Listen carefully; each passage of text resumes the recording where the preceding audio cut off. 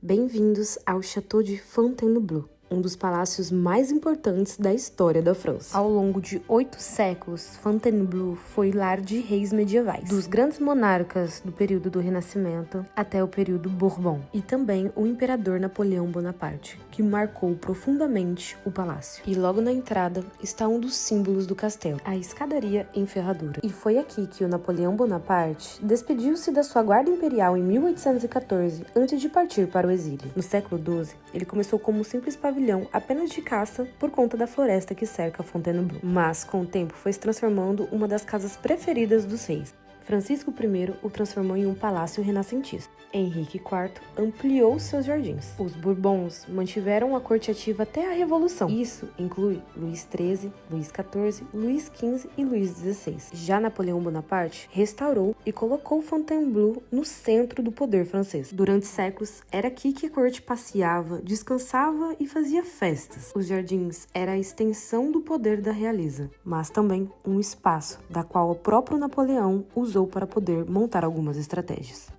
Ao entrar no castelo, a primeira coisa que deparamos é com a escadaria que dá para os apartamentos de estado. Em cima, um grande painel com uma cena mitológica é usado para transmitir poder e grandeza. Você poderá notar isso em boa parte do castelo. Os reis costumavam chamar grandes pintores para poder pintar deuses, heróis e tudo que pudesse representar força, a força que a corte tinha sobre o povo francês. A primeira parada é na Galerie du Portrait Royal, um corredor com quadros de imperatrizes, reis, rainhas e imperador, mostrando a continuidade da dinastia, reforçando que o poder vinha de séculos. E na próxima sala, encontramos uma exposição de objetos originais do período napoleônico. Aqui estão roupas, espadas, armaduras, peças decorativas, louças, tudo o que a corte usava no século XIX. Ao lado, encontramos uma pintura de Marie-Louise, da Áustria, a segunda esposa de Napoleão. Depois de anos de casamento com Maria Josefina, Napoleão teve que tomar uma decisão. Ele precisava ter um herdeiro. Em 1810, ele se divorcia então de Maria Josefina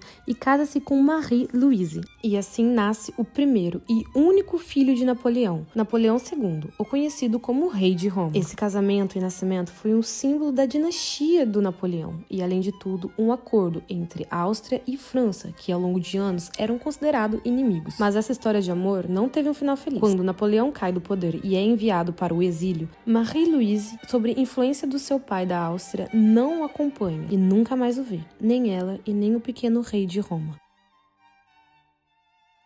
E partindo para o outro lado do palácio, vivenciamos o que realmente foi Fontainebleau. Já no começo, vemos um vitral representando Luís XIII. Foi ele que consolidou o absolutismo na França e era conhecido como Rei Justo. Uma outra curiosidade é que o rei François I, ou conhecido como Francisco I, no século XVI, começou a trazer vários artistas italianos para a França. Ele foi o primeiro grande rei do Renascimento francês. E a ideia era se associar a grandes figuras da antiguidade. E Ulisses era o símbolo perfeito para os reis.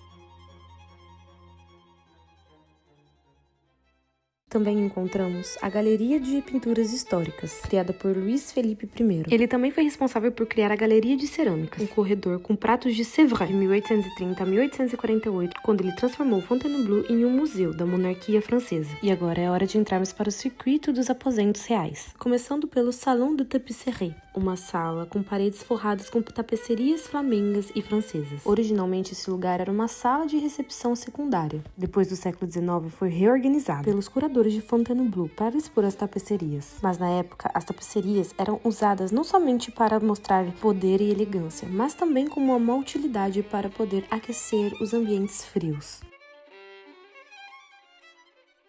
Um dos espetáculos desses castelos são as Chambres de la Reine, os quartos cerimonial das rainhas de Fontainebleau.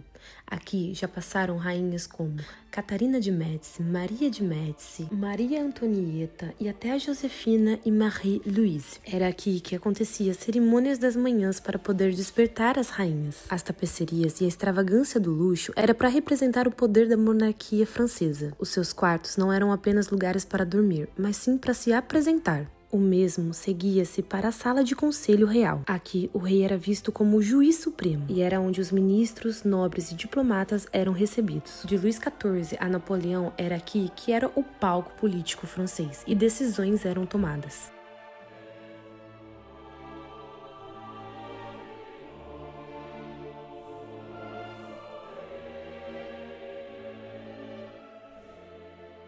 A Capela da Santíssima Trindade é uma das joias absolutas de Fontainebleau, e é nesse lugar que rolou várias cerimônias históricas. Um outro tesouro do palácio é a Galeria de François I, construída no século XVI e toda esculpida em madeira. Era uma das salas preferidas de todos os reis, que fizeram questão de preservar durante suas dinastias. François chamou grandes artistas italianos do renascentismo, e ela é considerada a primeira grande galeria decorada da história da França.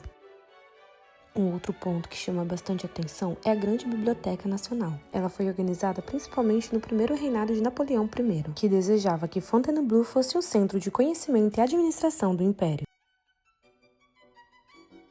E esse é o Salão de Baile de Fontainebleau. Ele foi criado no século XVI e aqui aconteceram muitas festas marcantes da corte. Quando o salão foi inaugurado, Catarina de Médici preparou uma festa luxuosa. Mas, depois dessa, rolaram muitas outras. Anos depois, foi a vez de Henrique IV para celebrar sua união com Maria de Médici. E assim, várias festas foram acontecendo durante todos os séculos em que os reis e os monarcas e imperador estiveram aqui presentes neste palácio. E cada detalhe foi pensado para deixar uma única mensagem: o poder da corte e impressionar os seus convidados.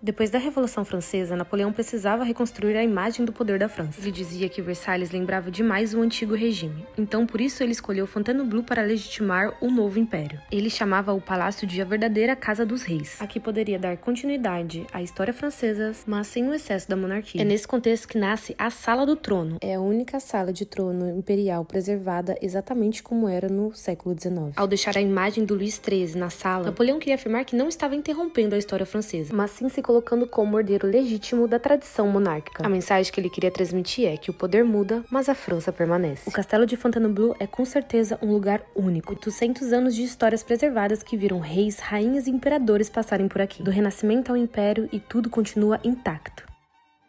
A cidade é charmosa, tranquila e com aquele clima francês. Agora já anota essa dica para sua próxima viagem aqui na França. Não se esqueça de se inscrever no canal, curtir, comentar, compartilhar com seus amigos e nos vemos no próximo destino.